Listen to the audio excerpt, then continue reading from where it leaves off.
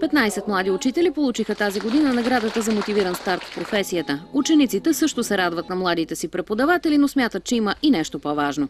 За нас няма значение дали учителят е млад или стар. За нас важното е просто да ни обича и да ни уважава и ние също да го обичаме.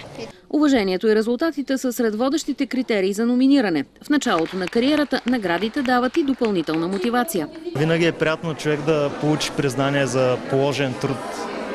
Още повече, ако той е свързан с учителската дейност. За мен винаги е било важно учениците да могат да мислят, да отстояват своето мнение, да го защитават. Това е най-важното.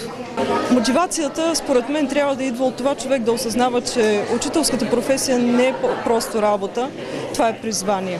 Специална награда имаше тази година за училищните екипи, които успешно се справиха с последиците от наводнението. Те на свой ред благодариха на помощниците си.